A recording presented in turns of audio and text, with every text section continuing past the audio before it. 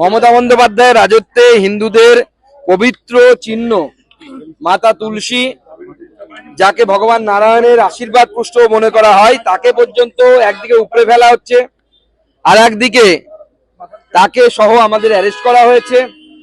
আমাদের মহিলা মোর্চার নেত্রীদের হাতের শাখা পর্যন্ত ভেঙে দেওয়া হয়েছে। আমাদের ফাল্গুনী পাত্রে দেখুন, এক হাতে শাখা আছে আর এক হাতে শাখা নেই। এই অবস্থা।